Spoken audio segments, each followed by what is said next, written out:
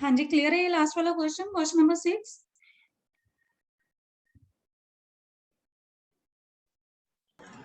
Yes ma'am.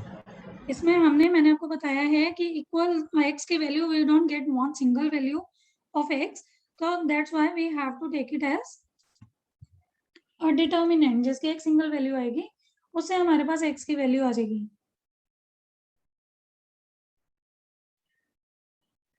So the next is properties of determinants.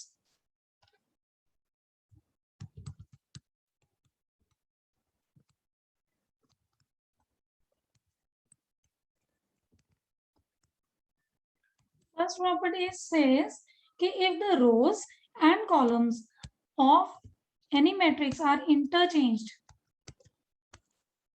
मतलब कि क्या कर लेंगे हम उसका हम क्या लेंगे? यस काजल, उसका हम क्या ले लेंगे? If we interchange the rows and columns, what we get is, Kajal, am I audible to you? Yes, ma'am. क्या लेंगे उसका? अगर, I repeat my question, if we change like 2 3 4 5 you are given a matrix, अगर मैं इसकी रोज को column बना दूं और कॉलम्स को रो बना दूं तो ये क्या बन जाएगी? Transpose. Yes, if we take the transpose of a matrix of a determinant, तो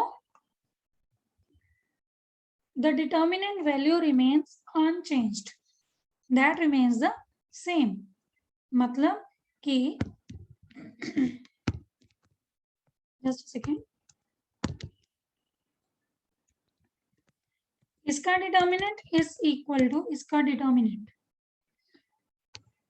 so this is 10 minus 12, this is again 10 minus 12, ये दोनों इक्वल हैं,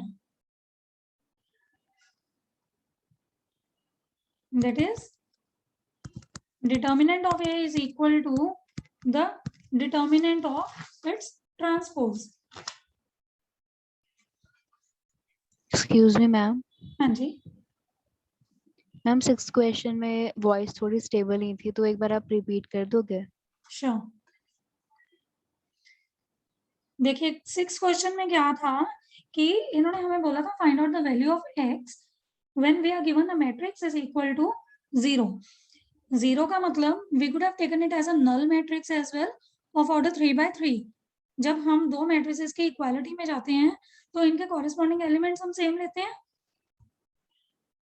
ठीक है? Yes ma'am. लेकिन जब हम इन दोनों मैट्रिसेस को इक्वेट करेंगे अलग अलग से, अगर हम देखें तो, just a second, my screen is shared, my yes screen ma'am. Is visible ना? Okay, Yes. तो हम क्या लेंगे? 15 minus 2x is equal to 0. It will give us x is equal to 15/2 जब हम इसको सॉल्व करेंगे। 11 minus 3x को 0 जब हम इक्वेट करेंगे तो that will be x is equal to 11/3 and 7 minus x is equal to 0 will give us x is equal to 7।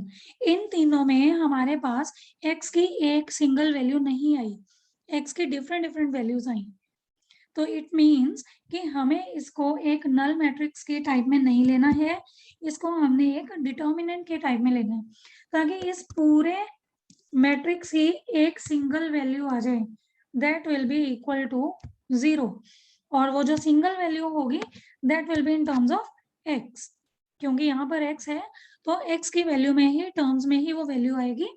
उसको जब हम 0 से इक्वेट करेंगे इधर we will get a quadratic या फिर एक लीनियर इक्वेशन फाइंड आउट होगी हमारे से, और उसको 0 से इक्वेट करके हम x की वैल्यू फाइंड आउट कर लेंगे। ओके ठीक है, मैम। मतलब I was just telling the basically the difference between a matrix and a determinant कि हमने क्या लेना है किस टाइम पर। आप ये क्वेश्चन ओरली भी करके देख सकते थे कि x की वैल्यू सेम आ रही है कि नहीं, अगर सेम आ रही है तो फिर तो कोई प्रॉब्लम ही नहीं है, फिर उसको सीधा नल मैट्रिक्स लो और x की वैल्यू फाइंड आउट कर दो, वो तो जस्ट 1-2 नंबर का क्वेश्चन आएगा। ठीक है, clear question number 6? Yes ma'am. Okay, the first property we have already done. Then comes the second one.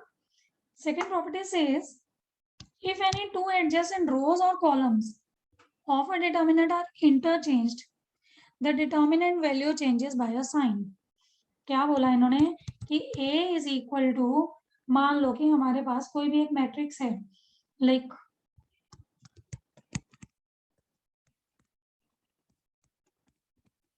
ये है। अगर कहते हैं कि कोई भी एक रो एक दूसरी रो के साथ या फिर एक कॉलम कॉलम के साथ अगर इंटरचेंज हो जाता है, तो उस जो डिटर्मिनेंट की जो वैल्यू आएगी ना, वो उन दोनों की सेम होगी, लेकिन they will differ only by a negative sign.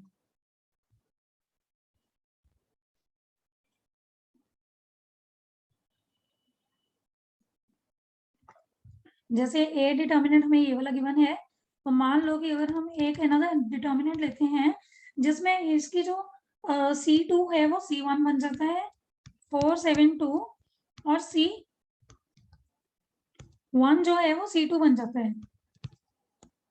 तो let it be B.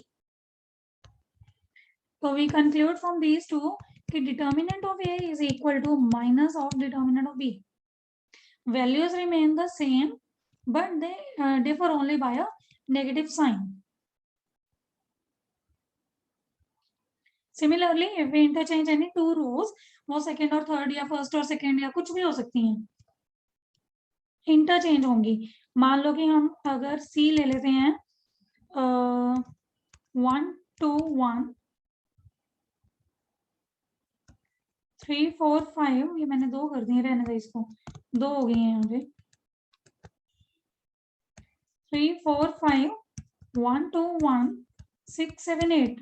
मैंने क्या किया है इसमें, मैंने R2 और R3 को इंटरचेंज कर दिया है, R2 और R3 को इंटरचेंज किया है। This is the symbol of interchanging. तो इसकी जो वैल्यू आएगी, C determinant will be equal to minus of determinant of A।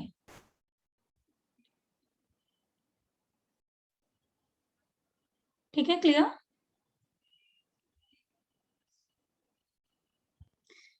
Then is the third property.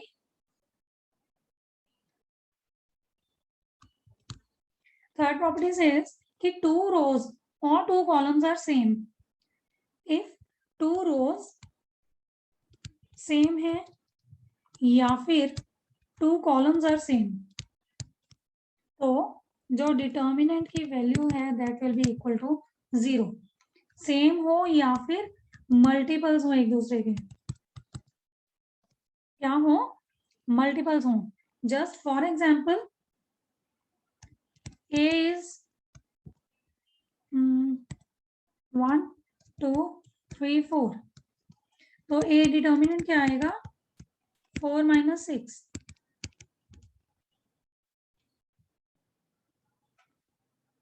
और another matrix is there B. मान लो कि इसकी जो फर्स्ट रो है that gets multiplied by 2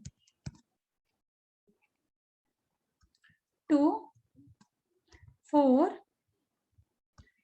3 4, तो determinant of B is equal to 2 4 are 8, 8 minus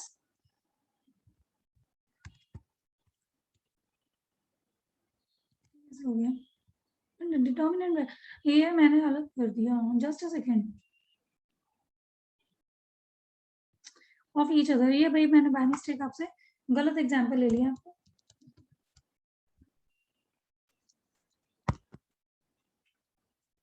रहने दो इसको।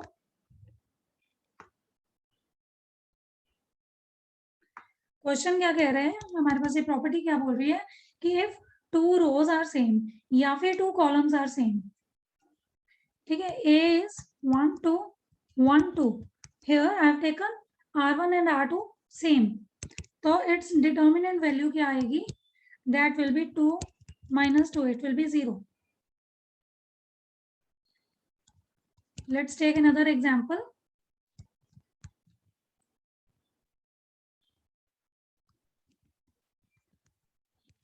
Again 12 minus 12 is 0.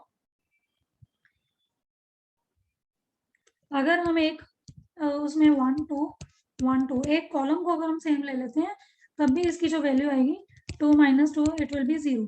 ये बोल रही है ये प्रॉपर्टी की if two rows are same या फिर टू कॉलम्स आर सेम, तो डिटर्मिनेंट वैल्यू विल बी 0, या फिर they are multiples.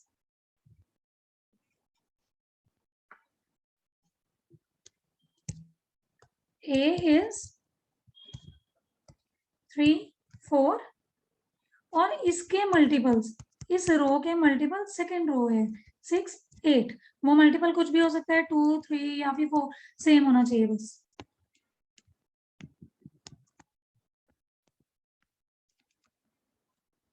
So it will be 3 8s are 24 minus 4 6 are 24, 0। यहाँ पर हमने क्या लिया है इस एग्जाम्पल में, हमने R2 को मल्टीपल ऑफ R1 ले लिया, तो हमारे पास इसके इस डिटर्मिनेंट की भी वैल्यू 0 आई।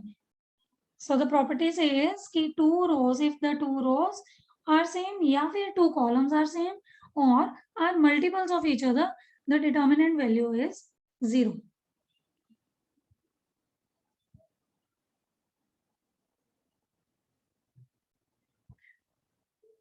Fourth property says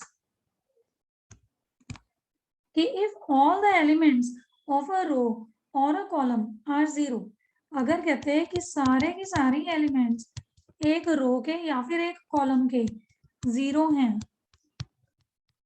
तो the determinant value is 0.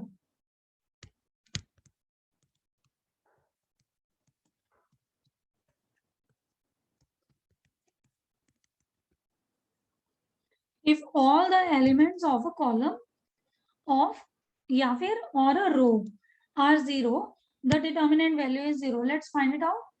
देखें करके इसको, देखो हम इसको expand it along the first column कर लेते हैं, तो 0 इंटू जो भी बचा वो सारा 0 ही होएगा, मतलब कि अंदर तो वैल्यू कुछ भी आएगी लेकिन वो इंटू 0 हो जाएगा, माइनस ये वाला 0 into anything is 0 plus 0 into again anything is 0, तो डिटर्मिनेंट की वैल्यू क्या आ गई 0। सिमिलरली ये जो मैंने बी ली है, डिटर्मिनेंट लिया है, इसमें हमारे पास expanding along the first row, तो 0 into 2 into 6 minus 3 into 5 minus this 0 into 0 into 6 minus 0 into 4 plus 0 into sorry ये मैंने गलत कर दिया सेकेंड वाला, plus 0 into 1 into 5 minus 2 into 4, तो वो 0 इंटू कुछ भी हो 0 ही होता है, तो इट्स डिटर्मिनेंट वैल्यू इज 0।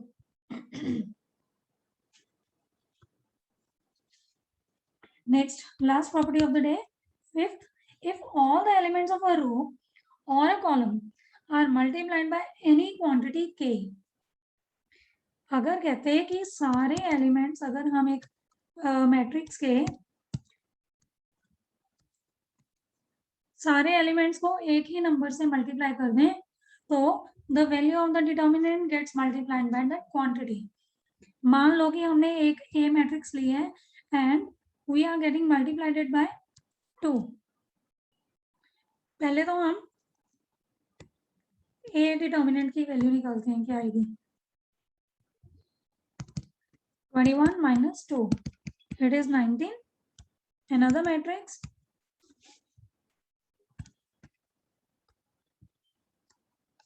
यहां मैंने क्या किया है,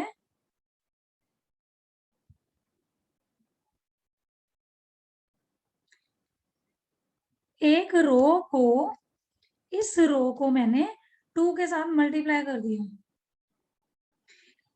लेकिन इस रो के सारे एलिमेंट्स को, if all the elements of a row और a column are multiplied by any quantity k, यहां पर अपना k is 2, the value of the determinant is multiplied by that quantity। 7 into 6 minus 4 into 1, 42 minus 4, 38, 19 और ये है 38, that is 19 into 2। ठीक है, यहाँ पर मैंने R2 को 2 के साथ मल्टीप्लाई किया था, let's get multiplied by 3, we get another matrix 7 1, 3 से अगर हम मल्टीप्लाई करते हैं तो we will get 6 9. So its value will be 63 minus 6. कितना हो गया? 56. So this is 19 into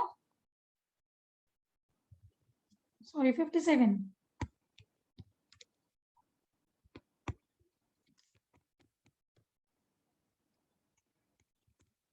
nineteen into 3. समझ आई ये वाली प्रॉपर्टी? देखो आपको प्रॉपर्टीज बहुत अच्छे से करनी होगी, तभी हम आगे जाके एक्सपेंशन कर सकेंगे। आगे देखो आपके एग्जाम्पल्स में, example number just like 32 is there, then 33, इनमें ए बी सी आ जाएंगे, तो हमें यहाँ पर प्रॉपर्टीज को ही यूज करना पड़ेगा सारे एग्जाम्पल्स में, क्योंकि अगर आप एक्सपैंड करने बैठोगे तो बहुत लेंथी हो जाएगा and most probably the students make mistake. और कई बार तो क्वेश्चंस में दिया होता है कि using properties show that this thing is equal to this, या फिर कुछ भी। तो हमें पहले प्रॉपर्टीज यूज करके उस डिटर्मिनेंट को सिंप्लीफाई करना होता है, और फिर उसके बाद हम उसको सॉल्व कर लेते हैं। जहां तक सिंप्लीफिकेशन होएगी वो यूजिंग प्रॉपर्टीज होएगी, जहां तक होएगा सिंप्लीफाई वो हम सिंप्लीफाई करेंगे, और फिर उसके बाद हम उसको किसी भी स्टेप पर रुककर एक्सपैंड कर देंगे।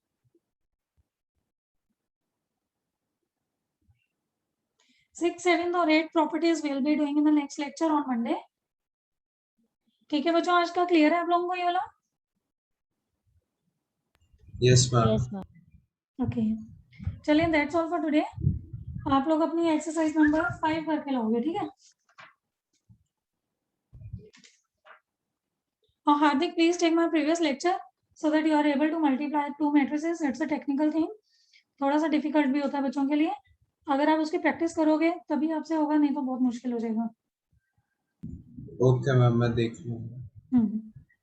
ठीक है, okay then, good night. Thank you ma'am. Okay जी, bye bye. Thank you ma'am. Okay, welcome. हाँ।